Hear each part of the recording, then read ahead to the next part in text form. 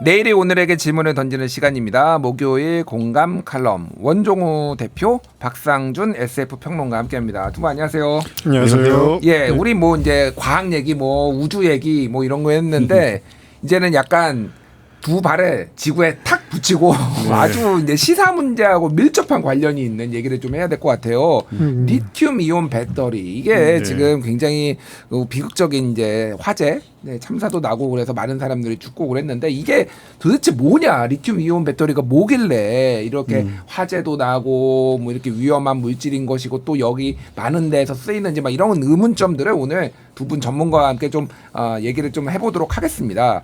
일단 23명의 사망자가 난 화성 공장 폭발 사고, 이제 1차 전지 리튬 이온 배터리 1차 전지 공장이라고 하는데 이런 일이 있었고, 지난 1일에도 리튬 배터리 화재로 지하철 3호선이 운행이 중단이 됐습니다. 그리고 제주도에서도 전기 오토바이 화재 사건 있으니까 야 이거 배터리 이거 뭐 걸어 다니는 이동하는 폭탄 아니야? 굉장히 우려 갖고 좀 커져요.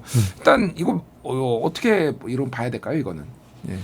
사실 잊을만 하면 한 번씩 배터리 문제로 이렇게 사람들이 좀 세상 또 관심을 갖고 주의를 환기하게 되는 것 같아요. 예. 이거 하고 그다음에 사실 이번에는 이제 화성의 사고는 좀 인명 피해가 많이 나서 우리가 좀 더 심각하게 바라드리는 거지만 그 전에도 계속 이런 게 좀 있어. 2017년에도 사실은 충청도의 한 제조 공장에서 대규모 폭발 사고가 난 적이 있고, 그리고 뭐 그 정도 규모는 아니더라도 또 우리가 잊을만하면 보게 되는 게 휴대폰 배터리도 보면 뭐 불이 나거나 뜨거워지거나 이런 경우가 있잖아요. 예전에 노트북도 화재 나가지고 막 불 그렇죠. 붙어서 뭐 그런 적도 봤어요. 예. 그래서 그렇군요. 군에서도, 그러니까 민간한테는 잘 알려지지는 않지만 사실은 군에서도 뭐 최근 3년 동안의 무전기 폭발 사고가 30건이 넘었다고 그러더라고요. 아, 그렇군요. 3년 동안 30건이 넘는다는 거는 매년 10건씩 리튬이온 배터리가 어디서 지금 폭발하고 있다라는 건데 이거 겁나서 이거 쓸 수 있겠나 이런 생각이 듭니다. 이게 원종우 대표님, 네. 이거 위험한 건가요, 리튬?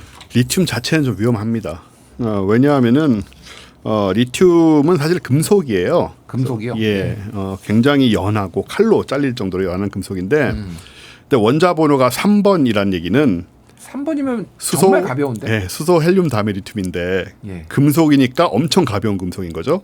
알루미늄보다도 훨씬 가볍고요. 근데 수은은 물이잖아요. 근데 수은은 원자 번호 80이라 중금속인데 액체인데 리튬은 금속인데도 굉장히 가볍고 그래서 이제 이걸로 배터리를 만들면 작고 가볍게 만들 수 있는 장점이 있는 거죠, 일단은. 그러니까 예전에는 배터리의 원재료가 되는 게 다양한 게 있었는데 수은도 그러면 배터리의 원재료였나요? 수은전지라고 있었지 않습니까? 수은전지. 네. 근데 수은의 무게 25분의 1밖에 안 되기 때문에 리튬이요? 예, 그런 점에서 훨씬 이제 유리한 부분이 많고, 사실 우리가 지금 리튬 구비나되는 게 하나는 이제 리튬 1차 전지. 그러니까 충전되지 않는 거. 건전지 같은 거죠. 쉽게 그렇죠. 얘기하면. 우리의 동그란 동그란 그 반짝반짝하는 동전 전지 있잖아요. 예. 자동차 캐 넣는 그런 거. 예. 그런 게 다 리튬 1차 전지예요. 그거 폭발하는 거 아닌가요? 폭발할 가능성은 굉장히 적고 예. 일단은 뭐 3볼트밖에 안 되는 배터리인데다가 너무 이제 작으니까. 네. 근데 이거를 뭐 삼킨다거나 하면은 물론 안 되고요. 또 아주 드문 경우에 이걸 부셔서 물에 집어넣거나 하면 리튬은 물하고 반응을 하면 수소 가스를 엄청나게 방출을 합니다. 폭발적으로 방출을 하거든요. 예. 그래서 폭발을 하는 건 아니지만 이 수소가스 때문에 불이 붙을 수가 있습니다. 그래서 이번에도 폭발, 이제 화성의 공장에서 폭발한 거 보면은 물하고 접촉해가지고 화재도 났다, 뭐 이런 얘기들이 많았는데 그런 이유가 있는 거군요. 네, 이 리튬 금속 자체는 물하고 만나면 안 돼요. 네, 폭발을 하는 건 아니지만 수소를 방출하면서 수소에 불이 붙습니다. 그렇군요. 그렇기 때문에 그런 위험성이 있기 때문에 항상 조심을 해야 되는 그런 물질이죠. 그래서 그 군에서 아까 전에 박상준 평론가님 말씀하셨듯이 군에서 사고가 많이 났는데 이게 대부분 그 보관하는 창고에 물이 새 가지고 거기 뭐죠? 방금 얘기했던 뭐 무전기 이런 데가 불이 났다 이런 식의 언론 보도가 있더라고요. 그러니까 보관을 굉장히 잘해야 되는 거네요. 그러니까. 그렇죠. 관리를 잘해야 되는 거죠. 전 공정에 걸쳐서 다 만들어진 다음에도 그렇고. 그렇습니다. 그러니까 리튬의 이제 장점은 굉장히 가벼운 거. 요게 이제 장점인 것 같은데 지금 리튬을 안 쓰이는 데가 없는 것 같아요. 리튬은 이제 지금 우리가 얘기한 거는 1차 전지고 요즘 우리가 흔히 말하는 리튬 전지는 다 2차 전지, 즉 충전이 되는 전지. 충전지. 예. 핸드폰에 쓰는 거라든가. 이거는 좀 내용 다르긴 해요. 왜냐하면 여기는 리튬 금속을 쓰는 게 아니고 리튬 화합물을 사용을 합니다. 그러니까 원래는 이제 리튬 1차 전지는 음극에다가 그 리튬 금속을 사용을 해가지고 그 금속 자체를 쓰는데 리튬 이온 이 배터리에서는 리튬 코발트 산화물 이런 걸 만들어서 써요. 그러니까 이건 리튬하고 성분이 좀 다르죠. 예. 리튬 자체가 아니기 때문에 그래서 이 부분은 훨씬 안전하긴 해요. 리튬 이온 배터리가 일반적인 리튬 배터리에 비해서는. 그럼에도 불구하고 이제 이 중간에 그러니까 양극과 음극이 배터리는 항상 있는데 이게 사실 굉장히 복잡한 기술입니다.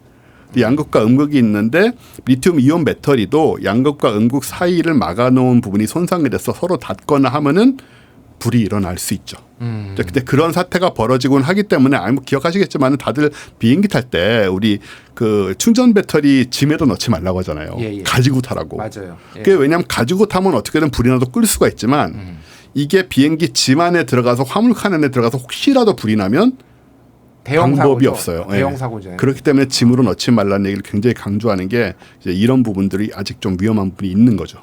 테러 방지만의 목적은 아닌 거군요. 예, 그 목적만은 아닙니다. 그냥 바로 할 수 있는 상황들이 있을 수가 있어요. 리튬 이온 2차 전지도. 그렇군요. 네. 근데 리튬이 이렇게 대중적으로 많이 쓰인 게 얼마 되지 않았다라고 지금 뭐 보니까 언론 보도로 나오더라고요. 20년 한 30년 전만 해도 리튬이 거의 쓰이지 않았다라고 그러던데요. 예. 그러니까 저도 사실 이번에 이제 알게 된 건데 자동차에서 그동안 많이 썼던 배터리 같은 거 보면 되게 무거웠잖아요. 맞아요. 그 이제 납으로 된 거. 그렇죠. 예, 예, 예. 근데 뭐 납이라는 물질은 일단 무겁기도 무겁거니와 그거는 또 나중에 방전이 다 되어버린 거를 폐기 처분할 때도 또 역시 납이라는 물질 자체도 굉장히 또 독성이 강하기 때문에 중금속 오염 뭐 이런 얘기가 그렇죠. 있죠. 예. 그래서 그것 때문에도 아마 리튬이 뭐 리튬이라고 해서 아주 클린한 건 아니지만 납에 비하면 계속 말씀하셨다시피 일단 가볍고 예. 그다음에 또 그 에너지 밀도라고 하던가요? 네. 효율이 굉장히 좋은 물질이라고 전력을 이렇게 계속 생산하는 데 있어서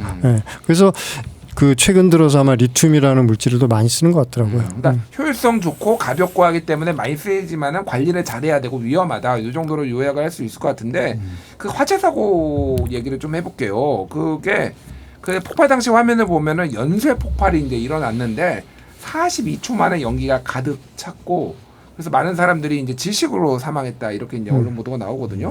이게 어떻게 이렇게 이게 연쇄적으로 폭발이 되고 이렇게 빨리 이 연기가 찰 수가 있는 거죠? 이게 말씀드린 대로 리튬의 특성 때문입니다. 예, 리튬이 알칼리성 금속인데 여하튼 신기한 것은 물에 닿으면 위험하다라는 거 그런 물질이 이렇게 많지 않잖아요. 예, 그러니까. 근데 그냥 맹물에 닿으면 이거는 수소를 뿜어내는데 이 속도가 엄청나게 빨라서 폭발이라는 표현을 써요.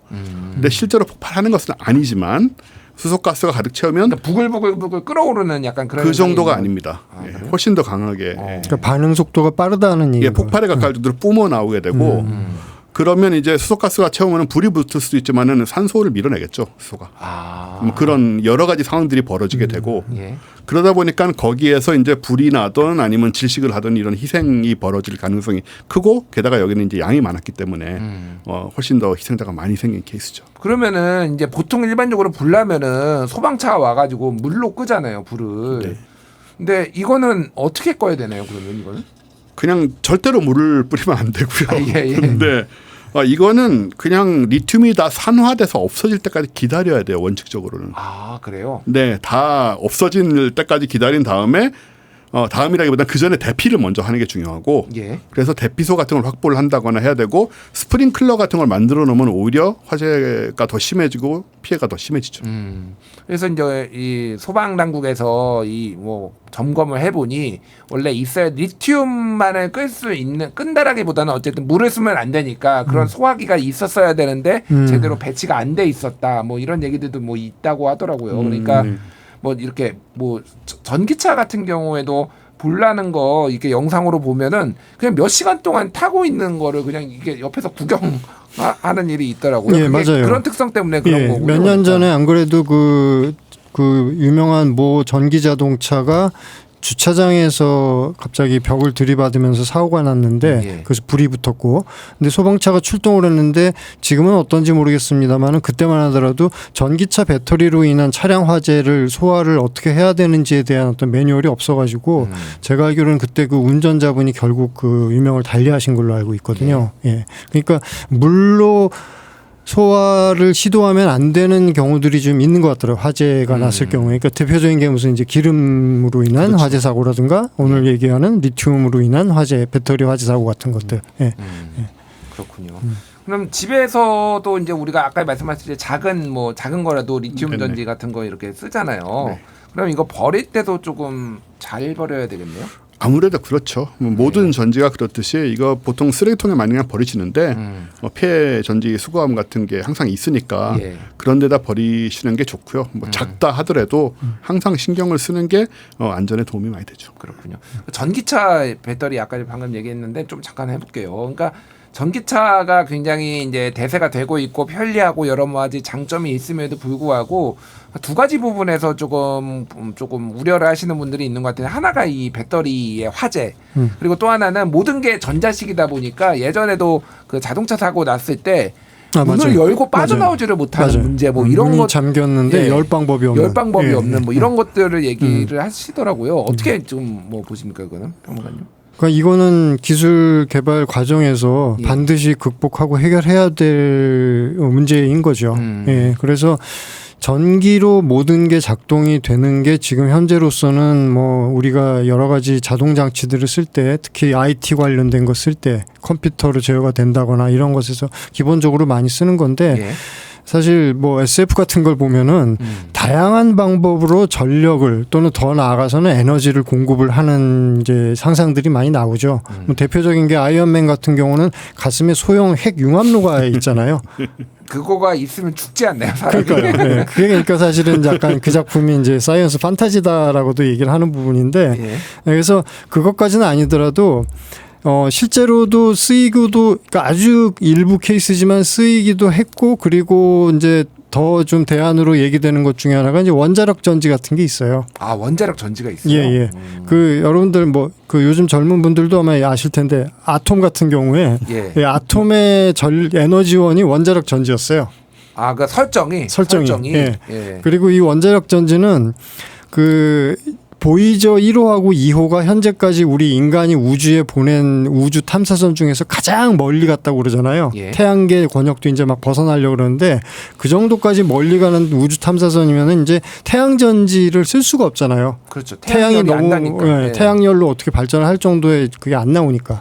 그래서 이런 우주 탐사선에는 다 원자력 전지가 들어가 있어요. 아. 네. 근데 제가 알기로 물론 원자력 전지의 연료가 그러니까 재료가 되는 방사성 물질들도 여러 가지가 있는데 네. 대표적으로 많이들 썼던 게 플루토늄 298인가 289인가가 있는데 이거는 원자 폭탄을 만들 때 쓰는 플루토늄하고는 또 좀 다른 거라 그러더라고요. 예. 상대적으로 방사선 차폐하기도 좀 쉽고.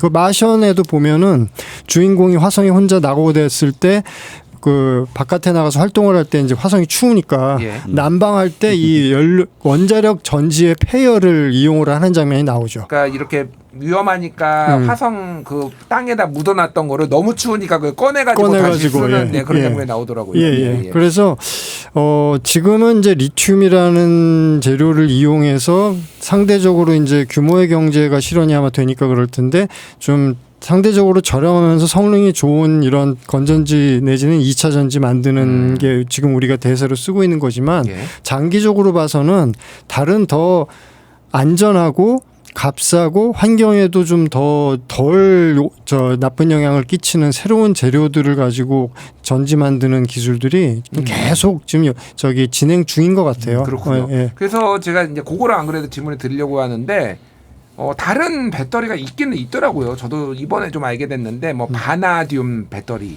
나트륨 배터리 뭐 이런 게 있는데 이게 리튬이온 배터리보다는 조금 덜 위험하다 이런 네. 얘기도 있는데 이게 그럼 대체 가능한 건가요?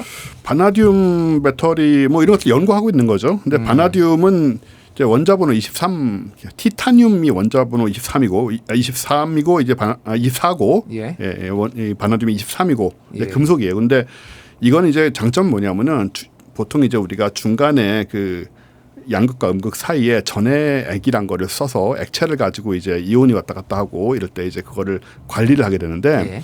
보통 굉장히 독성이 강한 액체를 사용을 하게 됩니다. 유기용매라고 하는 것들이죠. 근데 이거는 물을 사용을 해요. 아, 요 바나듐은 예, 물을 사용을 하기 때문에 사실 굉장히 복잡한 원리긴 합니다. 그럼에도 불구하고 주로 전해액이 물이기 때문에 배터리가 파손돼도 불이 날 염려가 별로 없다라는 물이 이미 있습니다 그 안에. 예. 예, 이런 부분 폭발 위험이 거의 없다 이런 장점들이 있고 당연히 열폭주 이런 가능성도 굉장히 적고 예. 수명도 길고. 근데 문제는 항상 이제 리튬 이온 에너지가 각광받는 이유는 이 바나듐 에너지도 에너지 밀도가 낮아요. 한마디로 전압도 낮고 힘이 약하다는 얘기입니다. 아, 그러니까 우리 휴대폰에 이제 리튬이온 이런 거를 쓰는 이유가 조금하지만은 많이 빵빵하게 그러니까 충전이 되니까 쓰는 거잖아요. 그러니까요. 조금 더 안전하다고 이거 뭐 만약에 뭐 반밖에 못 쓰고 하면 이것도 누가 사용을 하겠느냐. 이런 문제가 나트륨 에너지도 약간 그런 문제가 있죠. 그렇군요. 리튬 써야 되겠네요. 저는 배터리 안 그래도 지금 이것도 지금 불편한데 너무 빨리 닳아가지고 이거에 반밖에 안 된다고 하면 저는 좀 쓰기 어려울 것 같습니다. 예. 그렇군요. 지금 이 리튬이 생산되는 나라도 굉장히 제한적이죠.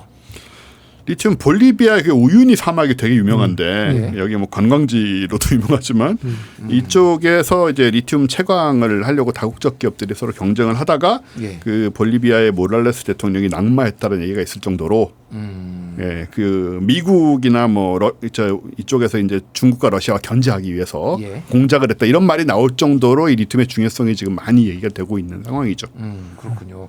그래서 우리나라 이제 윤석열 대통령 같은 경우에도 최근에 카자흐스탄의 리튬 개발 생산에 참여한다 뭐 이런 뭐 기사도 났습니다. 그래서 뭐 리튬 대박 터지나 뭐 이런 얘기도 나오는데 이거는 좀 어떻게 봐야 될까요? 이건 뭐 근데 리튬이라고 하는 게 보니까 마치 옛날에 그 석유 유전처럼 탐사 기술이 발전하고 석유의 원유의 정제 기술이 발전하면서 석유가 고갈될 것 같았는데 계속 나오는 것처럼 리튬도 미처 우리가 발견하지 못했던 매장지들이 세계 도처에서 곳곳에서 지금도 계속 좀 발견이 되는 것 같고 제가 최근에 어디서 보기로는 우리나라에도 잠재적으로 리튬이 매장되어 있는 가용량이 좀 된다라는 그런 내용도 있더라고요. 약간 우리나라 원전 같은 느낌인데요. 리튬이 있다고 하니까 반갑긴 하네요.